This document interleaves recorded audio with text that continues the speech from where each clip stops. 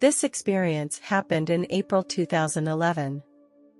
At that time, I was working in a sales executive position in my company. Our company was mainly dealing with fitness equipment. We were experiencing a serious decline in performance, which added to the pressure on me. As a sales executive, I had more responsibility. I needed to make sure that the members of the sales team were motivated. Due to increased competition in the market and changes in consumer buying preferences, our sales volume dropped dramatically.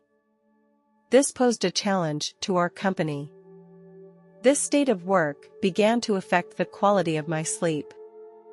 I often lost sleep at night and lay in bed repeatedly thinking about how to improve my performance. At the same time, I also had doubts about my own abilities. I reflected on my decisions and actions and worried about my ability to perform in this position. I decided to go to the hospital in hopes of alleviating my anxiety and insomnia. After listening to my symptoms, my doctor prescribed me some mood-stabilizing medication.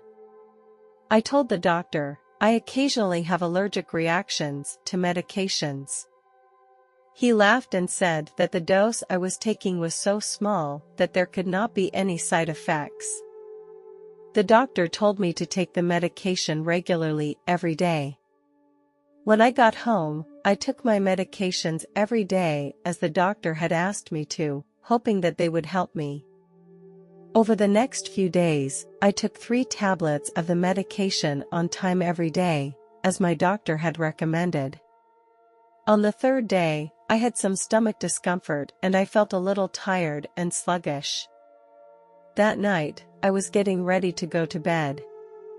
Within 10 minutes, I started to feel some difficulty in breathing. I felt like something was blocking my nose and I couldn't open my mouth. The difficulty in breathing made me feel very panicky and uncomfortable. I realized that I had a serious problem with my airway and it was getting worse. I tried to cough hard but to no avail. I started to experience dizziness. Suddenly, all my discomfort disappeared. I appeared in another place, and many spirits appeared around me. We walked together toward a large door. The gate was tall and stately, made of a softly glowing golden material. The door was carved with intricate and beautiful designs. I saw many others lined up behind me, ready to enter that gate. After entering the gate, I entered a reception room. The reception room had no ceiling. The room was softly lit and warm. I noticed that this reception room did not have fixed walls, but was made of cloud-like substances. These clouds emitted white light. They formed various shapes of chairs. I chose a chair and sat down. It was soft and comfortable, as if it had merged into my body. Sitting on it, I felt a feeling of lightness. This reception room was a place for souls to connect and communicate with each other without the constraints of time and space. I noticed 2 boys walking in. When I first saw them, I suddenly knew the cause of their death. They had lost their lives because of a serious car accident. In this place, everyone is no longer distinguished by appearance and wealth, everyone is equal. Here, no one is labeled as a good or bad person, and there is no difference between rich and poor. Everyone is gathered in this place. I began to connect with other souls and share each other's stories and feelings. Even though we come from different backgrounds and lives, we can all get along as equals here. In communicating with other souls, I began to reflect on my own actions and choices in life. In this waiting room, I felt a wisdom and tolerance that transcended the boundaries of reality. A young lady came up to us with beautiful eyes. She sang a moving song and her voice was very infectious. The song expressed a deep emotion that made me feel inner peace. After a while, we gathered in a larger, brighter room. Everyone was talking and getting to know each other. The scene reminded me of the atmosphere in the high school cafeteria. I saw a man appear in the room. He exuded a unique aura. I could feel his wisdom, as if he was our teacher or guide. This man helped us to better understand and explore this new world. He shared wisdom about life. His words exude a gentle power. In my encounter with this man, I learned more about my own heart and potential. He reminded me that the true meaning of life is to connect with others and to bring joy and help to others. In talking with him alone, I learned that he was once a pastor. He died in a car accident. When I was with him, his humility spoke to me deeply. He explained to me that many people had come here because of suicide or accidental death. His explanation confused me. He went on to explain to me that in this world, all kinds of behaviors that could lead to death are considered suicide. Such actions could be drug use, drunk driving, all considered suicides, to some extent. This does not mean that these people will be punished or condemned. Here they are accepted and understood. This made me start thinking about the meaning of life and death. Here we are given a more tolerant and compassionate perspective and are able to better understand the pain that each person is experiencing. Here, no one is blamed because everyone has their own story and distress. It made me realize that in the real world, we should also be more tolerant and caring of others. Reaching out to those in distress can help them get rid of suicidal thoughts and give them new hope. My mentor told me that his mission is to help this group of people find their way in life again. Some people must prove their inner strength by going through hardships. These experiences temper them and make them stronger. There are people who are born experiencing hunger and disease. They struggle with suffering all their lives until the day they pass away. These people will receive what they deserve after they die. During my interaction with my mentor, he reviewed my life. I realized that I had hurt many people with my past actions. At work, I often lost my temper with my subordinates and did not have a forgiving heart toward others. My biggest problem is my inability to forgive others for their faults. I can feel the feelings of people around me. Every little action I take has an impact on the people around me. Every action I take, God is watching at all times. I recognize the importance of forgiveness.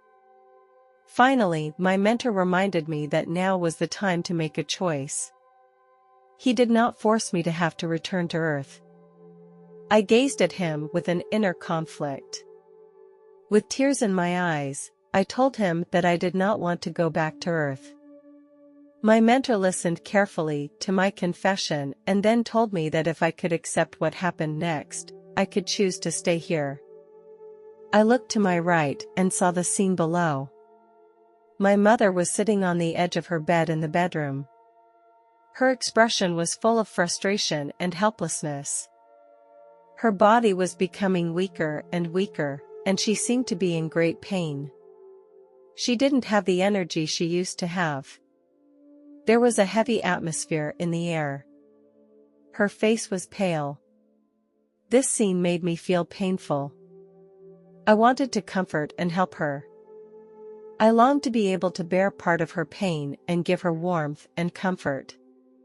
This scene touched the softest part of my heart. I cried and said, "Will you come back with me? I want you to be by my side to give me guidance." The mentor replied, "I cannot be with you all the time, but God's love will always be by your side." His answer gave me relief. I decided to return to Earth and continue my journey in life. I thanked my mentor for the teachings he gave me. With determination and hope, I was ready to return to the real world and try to become a kinder person. The light around me started to become blurred. I felt a strong current pass through my body, and then I began to descend rapidly. When I got back to my room, I tried many times, but could not get back into my body. This feeling of separation made me feel very uneasy. My husband was sleeping next to me, and I was able to see him clearly. I tried to reconnect with my body, but no matter how hard I tried, I could not succeed. I tried to wake my husband, hoping he would help me. I clung to his shoulders, but he seemed unaware of my presence. I didn't know how to solve this problem. And my mood became more and more desperate. At that moment, my mentor appeared in the room. He told me that the entrance was between my two eyes. Although I didn't understand the reason for this, I kept trying. Eventually, I managed to get back into my own body. When I woke up, I took a deep breath. My husband woke up with a start at the sound, and he asked me what had happened. Although my eyes were still tightly closed, I could see the look of horror on his face. He called out my name and shook my body in an attempt to wake me up. In the process, I felt an electric current begin to move through my skin. I could feel the presence of my body, and my eyes slowly opened. I saw my husband watching me, his expression full of concern and surprise. After a few minutes, my husband was ready to call the emergency services. I stopped him and told him I felt fine now and didn't need help. I just wanted to sit down and rest for a while. He helped me to the couch and poured me a glass of water. Although I wanted to tell him what I had just been through, I couldn't find the right words to express it. The next morning, I woke up feeling full of energy and vitality in my body. This experience made me re-examine the meaning and purpose of my life. I began to appreciate each day and to be grateful for every good moment in my life. I decided to treat others in a more forgiving and kind way. I learned the power of forgiveness, which can not only help others, but also liberate myself. We all experience different challenges and trials, and these experiences shape the trajectory of our unique lives. A year later, I shared a part of my experience with my husband. Although he couldn't fully understand what I was going through, his understanding of me made me feel overwhelmed with happiness and warmth. At the end of November 2019, I contracted the new coronavirus. At that time, I decided to seek treatment at the nearest hospital to my home, but my doctor told me that the hospital could no longer receive more patients due to the outbreak. This frustrated me because I knew that the neo-coronavirus could pose a serious threat to my health.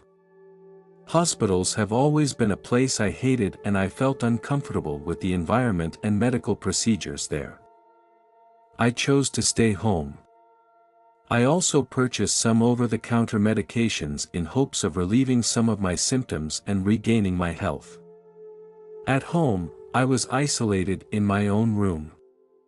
My family would provide me with food on time to help me stay rested and nourished. After a week, I felt weaker and weaker, and my breathing difficulties became worse. I finally couldn't hold on anymore, and my family decided to take me to the hospital. Accompanied by my family, I was rushed to the hospital. Upon entering the hospital, the doctor tested me and the results came back positive. The doctors decided to take measures to ensure my respiratory function. They put me on a respirator, which would help maintain my normal breathing. As a result of the disease and the medication, my consciousness began to fade and my body felt very weak. Over the next few days, my memory became confused and fuzzy. Although my memory is fuzzy, I know that the medical staff was working hard to provide me with treatment during this time, and they kept adjusting the respirator settings to make sure I was getting an adequate supply of oxygen. One night in the middle of the night, when I woke up, I found myself floating above my own body. Like a bystander, I could clearly see the doctors and nurses rushing into my room as they seemed to be administering emergency treatment to me. This state made me feel excited and curious. I began to explore my surroundings and I was free to move around the room. The doctors were performing various first aid measures on me to try to save my life. I did not feel scared or nervous. Instead, I enjoyed the sense of freedom and I decided to use this opportunity to look around. I observed the various activities going on in the hospital. I saw patients in other wards, some receiving treatment and some interacting with their families. I also saw doctors and nurses busy in different areas. Some were checking reports and others were performing surgeries. As I was preparing to leave the hospital, I suddenly noticed the presence of a man. He gave off a dazzling white glow and looked as if he was made of light. This sight surprised me because I had never experienced anything like it before. Although I did not have any religious beliefs before, I now felt a mysterious presence. People often say that after death we will see what we long to see. But for me, this statement did not apply, because all I expected was to rest permanently and end everything for me completely. I decided to communicate with him. I asked him, "Who are you?" He smiled and replied, "My name is not important, you can consider me as your guide. I can give you some help and guidance until you return to your body." Although I was confused about his identity, I decided to accept his help and guidance. He seemed to possess a wisdom and power that could guide me in the right direction and help me better understand myself and the world.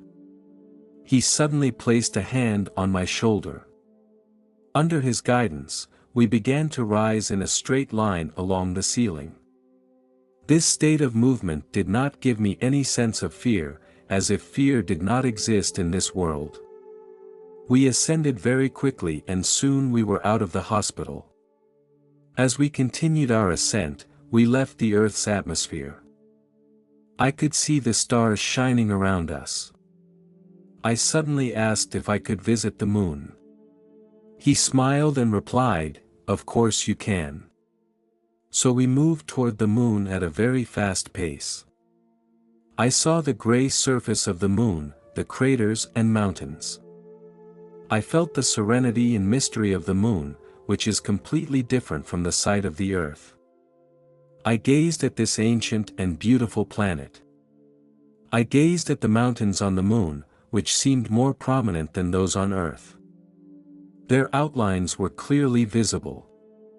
These mountains may have been formed by an impact event and they give the moon its unique geomorphic features. I then asked him what else you could do as my guide. He gently replied that, within reason, I could answer some questions and provide some guidance. I can also take you to other places, but there are some places I can't take you to, like heaven and hell. Because you are now only a visitor, you are not allowed to enter unless accompanied by someone greater than me. Hearing his answer, I felt both excited and curious. I began to think about the things and areas I wanted to learn about, hoping to get more answers from him.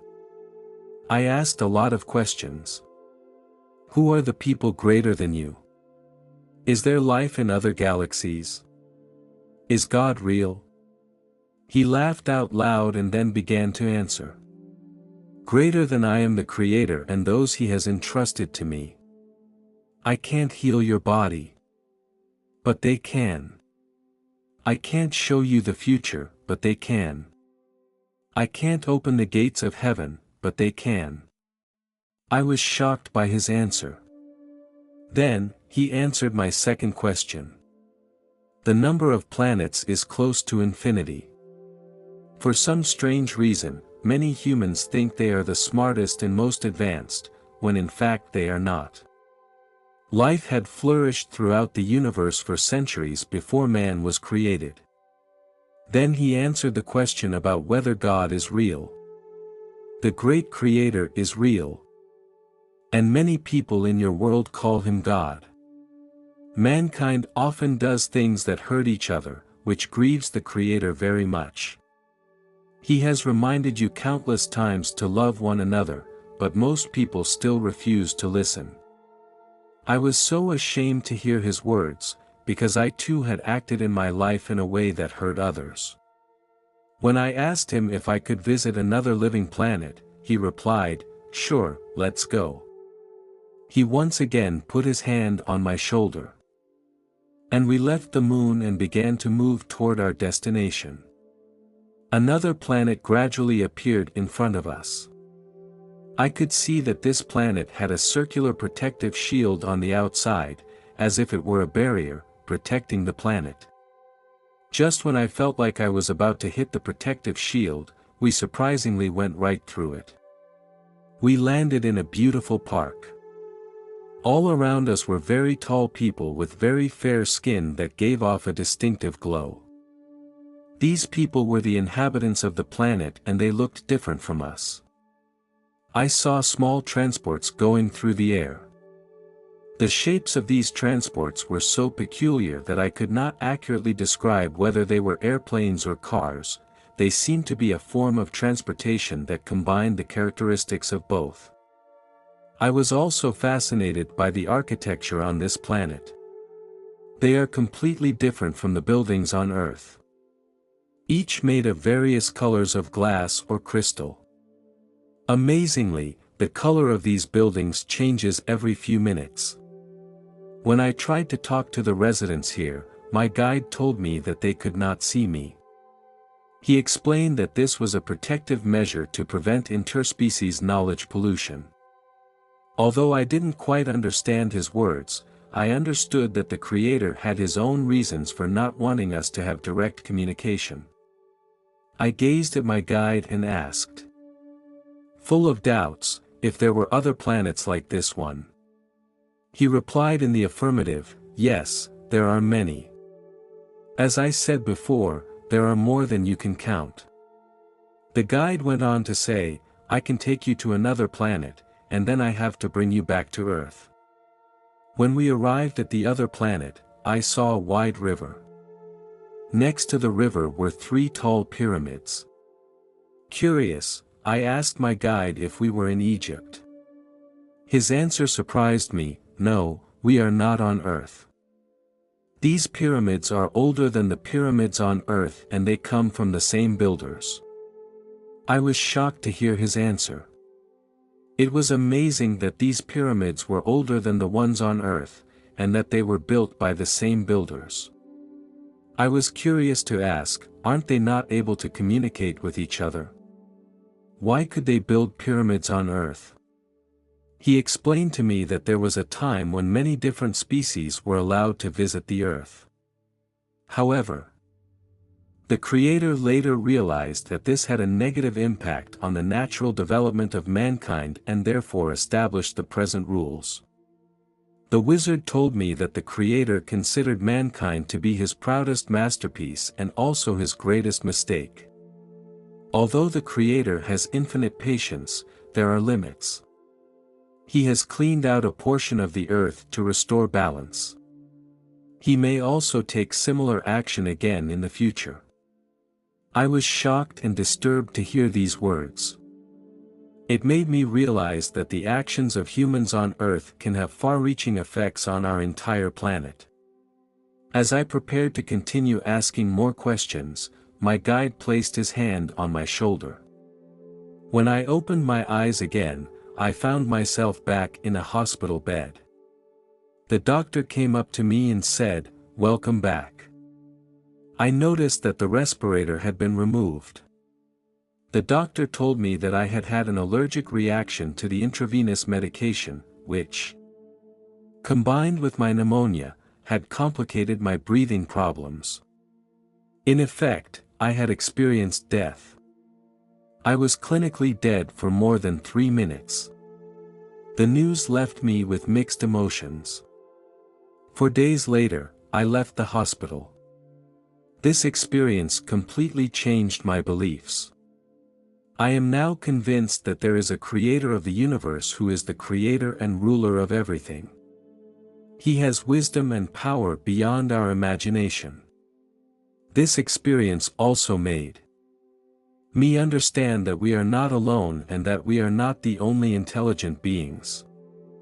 There are numerous species and civilizations in the universe. We are not the center of the universe, but one of its components. More importantly, I learned the importance of loving each other. If we cannot learn how to live in peace and respect each other, we may face the fate of being cleansed. The Creator has the power to start over, and we must be aware of our responsibility and mission. This experience has inspired me to become a positive person. This experience has given me important lessons and insights. It will forever be engraved in my heart and influence every choice and action I make in life.